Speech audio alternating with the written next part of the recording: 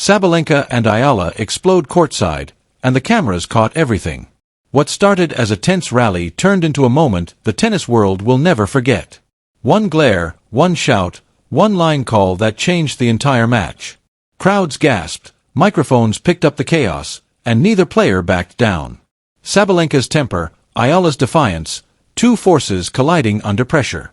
It wasn't just about points anymore, it was about pride. Behind every serve, every stare, there was something deeper, something boiling beneath the surface. When security stepped in, it was already too late. The world had seen it all. Clips spread online in minutes, fans divided, legends weighed in. Now everyone's asking the same question.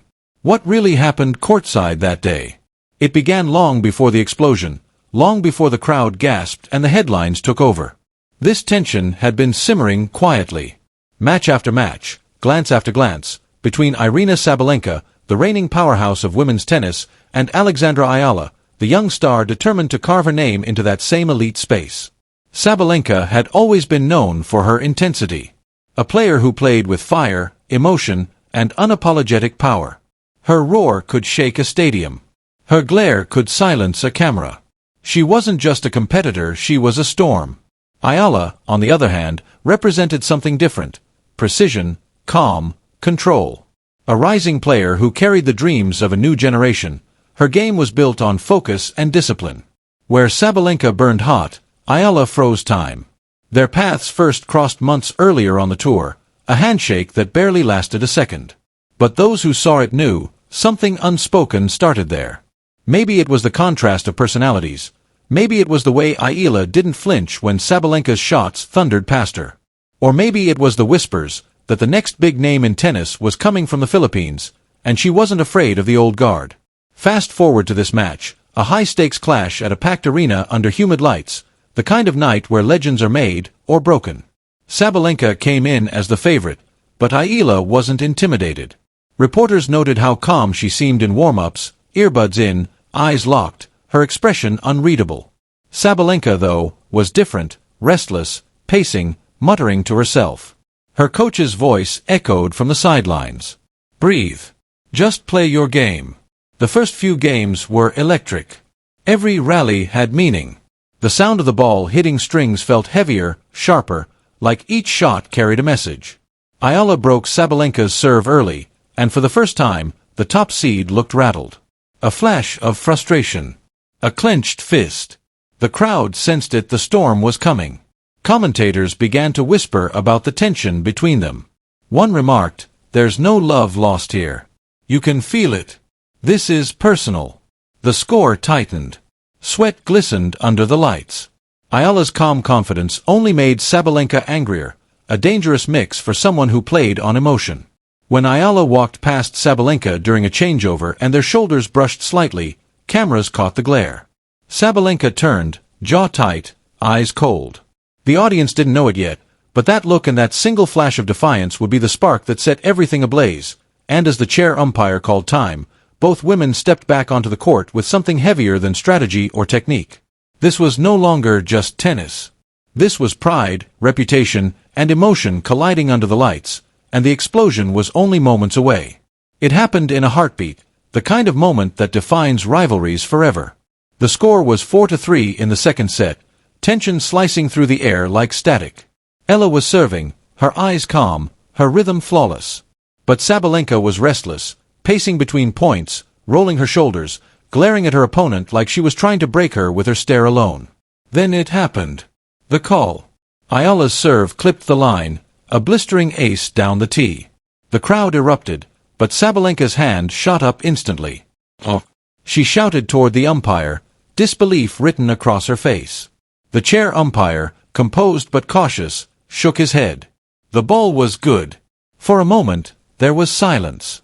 That dangerous kind of silence before chaos. Sabalenka walked toward the net, arguing, her voice sharp. That was out.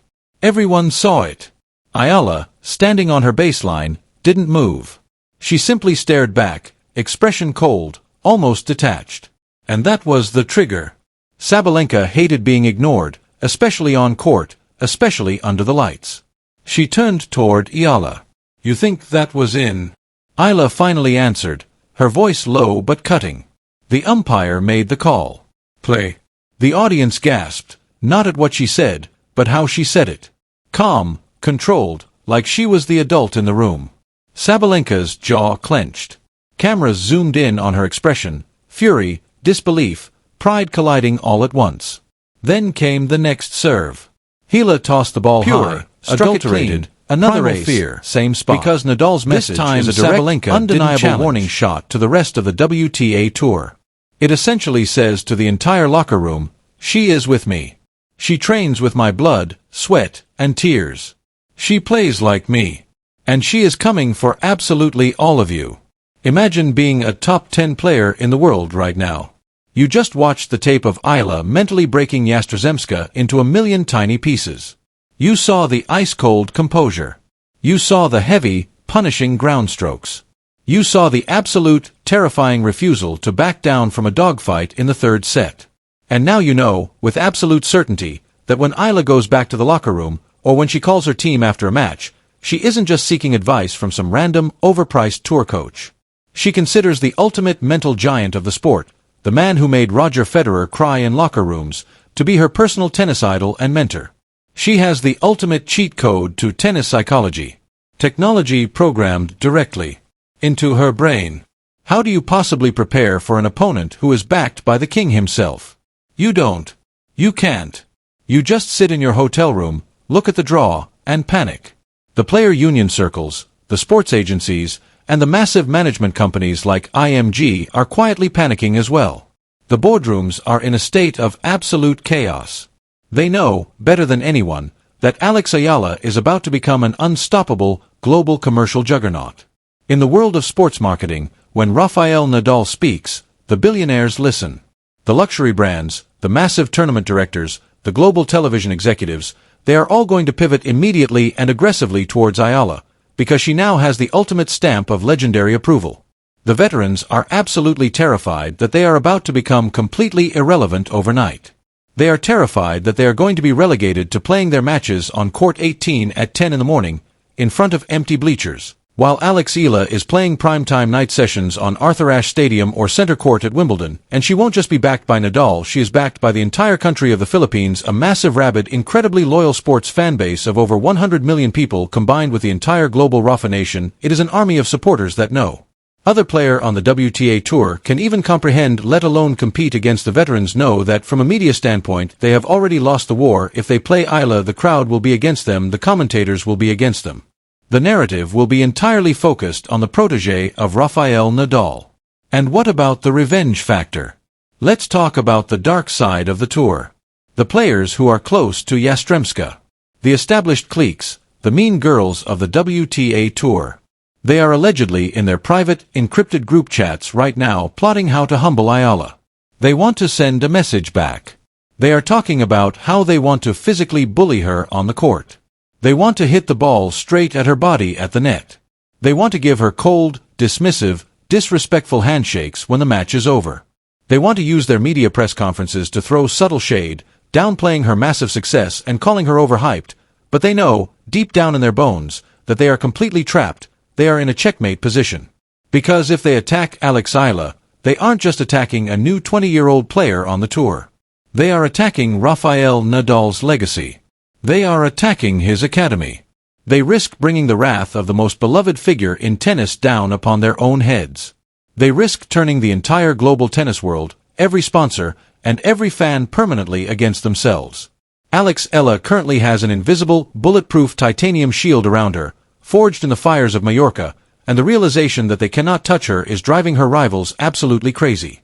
Let's look ahead to what this actually means for the rest of the tennis calendar. Think about the upcoming Grand Slams. Think about Roland Garros, the French Open, the absolute kingdom of Rafael Nadal. When Alex Eala steps onto the red clay of Paris, she is going to be treated like absolute royalty. Famously worships the ground Nadal walks on, is going to adopt her as their own. The pressure on anyone who has to play her there will be suffocating. Imagine drawing Alex Eala in the first round of the French Open. You aren't just playing a tennis match, you are playing against destiny. You are playing against the ghosts of 14 Roland Garros championships. The locker room paranoia is going to reach levels we have never seen in the history of the sport. Players are going to be hyperanalyzing the tournament draws. We are hearing rumors that some veterans might even miraculously develop minor injuries and pull out of smaller tournaments just to avoid the utter humiliation of being dismantled by Eala on international television. Because right now, to play Eala is to risk being exposed. She swung her racket through the air in frustration, missing the ball she'd thrown up to serve next. The crowd murmured. You could feel it, the energy shifting, something unraveling. Commentators tried to keep up. Sabalenka's losing focus here, one said. She's letting emotion take over. On the next point, Sabalenka hit a forehand winner, but as Eala passed her, their shoulders brushed again. Only this time, Sabalenka turned fully toward her. Watch where you're walking, she snapped. Eala didn't break stride. Play the ball, not the player. And just like that, it exploded. Sabalenka dropped her racket, walking toward Eala, shouting words the microphones only half caught. The umpire stood up, calling for calm. Security moved in closer, not yet on court, but ready. The crowd was buzzing, phones out, cameras recording, every angle trying to capture the moment the composure cracked. Even Eala's coach stood, motioning for her to step back, but she didn't move. Two players, one fueled by rage, one rooted in defiance, standing just meters apart, refusing to blink. Then came the final spark. As the umpire called, code violation, verbal abuse, Miss Sabalenka, the stadium erupted into chaos. Boos, cheers, applause. No one knew whose side they were on. Sabalenka's reaction? She laughed. Cold, sarcastic, dangerous. And the cameras, rolling from every direction, caught the exact moment Aryna Sabalenka, the world's top player, snapped. Eala turned away, jaw tight, but the damage was done. The calm had shattered. The match had transformed into a battle, not of skill, but of ego. Within minutes, the footage was everywhere. Clips from fans' phones, slow-motion replays from broadcast cameras, each showing the same thing. Aryna Sabalenka storming toward Alex Eala, shouting across the net while officials scrambled to restore order. The internet doesn't wait for explanations, it creates its own. On Twitter, hashtags like #AgylaVasabalenka and #TennisMeltdown shot to the top within an hour. Some called it passion, others called it disgrace. One fan wrote, "This isn't competition, it's chaos. What happened to sportsmanship?" Another replied, "Sabalenka's fire is what makes her great. Don't turn her into a villain." But it wasn't just fans, analysts, former players, and journalists all dove in. Tennis legend Chris Evert tweeted, "Emotions are part of the game, but respect should never leave the court." Meanwhile, a sports blogger wrote a viral headline, "Eala stands tall, even Sabalenka couldn't break her focus." Back at the tournament, the tension only grew. During the next changeover, the cameras zoomed in on both benches. Sabalenka's coach leaned forward, whispering urgently, trying to ground her. Eala sat silently, towel over her head, refusing to even glance across the court. It was the quiet before another storm. Then came the replay on the giant screen, the shoulder bump. The crowd erupted as the moment played on loop. Sabalenka's glare, Eala's calm walk by, gasps, boos, applause. The arena was divided right down the middle. The umpire had to pause the match twice to settle the noise. At one point, Sabalenka shouted toward the crowd, something about respect. The microphones didn't pick it up clearly, but the emotion was unmistakable. She wasn't just fighting Eala anymore, she was fighting perception, the fear of being painted as the aggressor. Meanwhile, Eala's composure became her weapon. Each time Sabalenka lost her temper, Eala seemed to grow calmer, more unshakable, and fans noticed. A viral TikTok clip showed Eala walking back to her chair after a tense exchange, captioned, "When calm is louder than chaos." Within hours, it had over 1 million views. Sports channels replayed the incident non-stop. Commentators debated who crossed the line. One anchor said, "We've seen Sabalenka emotional before, but this feels different. This feels personal." The press conference after the match only fanned the flames. Sabalenka's voice was tight when she said, "I'm emotional, yes, but I'm human. Everyone loses control sometimes." But Eala's statement hit differently. Calm, precise, almost surgical. "I'm here to play tennis. What happens outside the points? I'll let others decide. It was the quote heard around the world. The clip was replayed across networks, fans interpreting it as a subtle jab. A quiet way of saying Sabalenka had lost herself while Eala had kept her soul. By the next morning, Team Eala and Team Sabalenka were trending side by side, the digital equivalent of a divided Aryna. The story had outgrown the match. Now it was a movement, and both women, whether they liked it or not, had become symbols of something far bigger than tennis. The morning after the explosion, the world of tennis woke up to chaos. Headlines weren't about the scoreline, they were about the incident. Every major outlet ran it front and center. Sabalenka loses control. Eala's calm defiance steals the show. Clips from every angle flooded social media. Slow-motion edits, reaction memes, commentaries from people who hadn't even watched the match. Everyone had an opinion. And every opinion added more fuel. For Aryna Sabalenka, it was a nightmare unfolding in real time. Her team tried to manage the damage statements, clarifications, controlled interviews, but no amount of PR could silence the noise. Some sponsors privately expressed concerns about her on-court behavior. One brand even paused an upcoming campaign featuring her. For a player known for her power and dominance, this was different. It wasn't about her tennis anymore. It was about her temper. Sabalenka herself tried to downplay it. In one post-match interview, she said, "I play with emotion. That's who I am.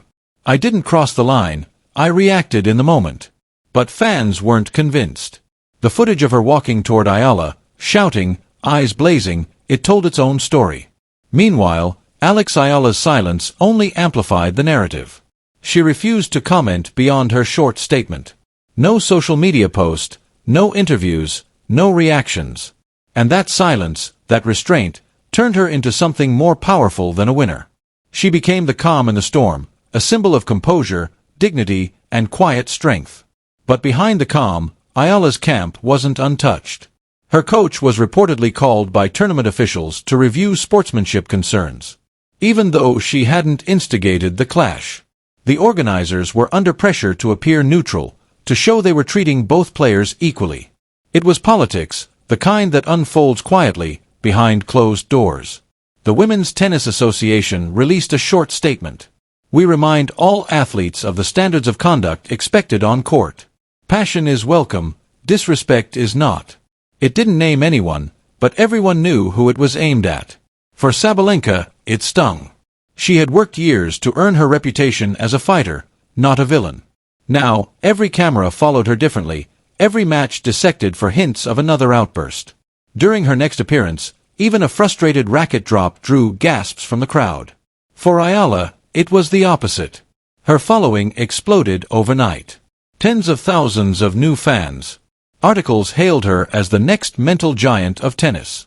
But with fame came pressure. She was suddenly the face of composure, the player who handled Sabalenka. Yet deep down, both women knew the world wasn't really interested in fairness or facts. It wanted drama, and their rivalry had just given it the perfect storm. As one journalist wrote, "It's not about who won the match anymore. It's about who won the moment, and in that moment, neither truly did." Days passed, but the tension didn't fade, it evolved. Behind the polished interviews and official statements, there was something deeper brewing between the two women, a mixture of regret, pride, and silence. For Aryna Sabalenka, the world suddenly felt smaller. She wasn't the hero of highlight reels anymore, she was the headline of controversy. Her team urged her to move on, to focus on the next tournament, but she couldn't. That one moment, that one stare down with Eala, kept replaying in her mind. Not because she hated her opponent, but because it reminded her of something she'd lost. Control. A leaked locker room report claimed Sabalenka stayed behind after the match, refusing to speak to anyone. She sat alone, still in her match kit, eyes red, head down. One official who saw her described it simply, she looked like someone who didn't recognize herself anymore. Meanwhile, Eala was navigating her own version of the aftermath. To the outside world, she had become the composed star, the face of discipline. But those close to her knew the truth. She wasn't untouched. She had cried that night, not from fear or guilt, but from exhaustion. She didn't want to be part of a scandal. She wanted to be known for her game, not for someone else's meltdown. In a quiet press interview days later, she finally spoke, carefully, thoughtfully. "I respect Aryna as a player. Emotions can take over sometimes. I don't judge her for that, but I hope we all learn something from moments like these." That single quote changed the tone of the conversation. Fans who were ready to turn the rivalry into a war began to soften. Even Sabalenka saw it. According to a member of her team, she read Eala's words in silence, then whispered, "She didn't have to say that." But she did. 2 weeks later, fate, or irony, brought them together again, this time at a promotional charity event. Organizers had already braced for tension. But when Sabalenka saw Eala across the room, she didn't look away. She walked over, extended her hand, and said quietly, "We both lost that day. Let's make sure it doesn't happen again." Eala nodded. "Deal." There were no cameras rolling, no viral clips, just two athletes finding a sliver of peace in a world that only wanted conflict. But even after that handshake, the story refused to die. Every highlight reel, every tournament recap still used that same moment. Sabalenka's shout, Eala's stare, the explosion that divided the sport. Because the truth is, moments like these don't fade, they become part of tennis history. And as one commentator summed it up perfectly, tennis thrives on rivalry. But sometimes, rivalry teaches us more about humanity than victory ever could. Time has a way of softening the noise, but not the memory. Months later, the echoes. Scene. For Aryna Sabalenka, it became a moment of reckoning. Her next few tournaments showed a calmer, more composed version of herself. Reporters noticed it immediately. The fierce roars were still there, but something had shifted behind the eyes. She began speaking more openly about mental control, even saying in one interview, "I'm learning that power doesn't always have to come with fire. Sometimes, strength is quiet." Those words struck differently. They came from a player who had lived through the chaos of her own emotions and survived it. For Eala, the incident became her unofficial arrival. She went from a rising talent to a global headline, not because of a trophy, but because of her temperament under pressure. Sponsorships, invitations, interviews, they poured in. But what impressed fans most wasn't her success. It was that she never used the moment to humiliate or mock Sabalenka. She stayed silent, respectful, and focused, a rare kind of maturity for someone so young. As the season went on, fate brought them back together again, this time not as enemies, but as professionals sharing the same stage. When they crossed paths at the Players' Lounge during the tour finals, there was no tension, no glare, just a small nod, a mutual recognition of everything that moment had taught them. Online, fans still debated. Some said Sabalenka had lost her cool, others argued she was just passionate. But beyond the noise, one truth remained: that night had changed both women. It exposed the thin line between emotion and control, pride and patience, fire and frost. Sports will always remember the explosion, the shouts, the viral clips, the divided crowd. But those who look closer will see something else. A story of two players, both learning what it really means to stand on that thin line between glory and grace. In the end, tennis didn't lose. It gained a rivalry, not built on hate, but on growth. A rivalry that reminded fans why they watched the game in the first place. Not just for victory, but for humanity. Because beneath the bright lights, the applause, and the pressure, athletes aren't machines. They're human, capable of breaking, learning, and healing right in front of millions. And maybe that's why this story matters. Because it wasn't just a clash between two players, it was a mirror, reflecting the fire, the flaws, and the fragile beauty of competition itself. What do you think? Was this rivalry born from chaos, or from the kind of passion that keeps tennis alive? Let us know in the comments below, and if you want more untold stories, rivalries, and emotional moments from the world of women's tennis, subscribe now, because this is only the beginning.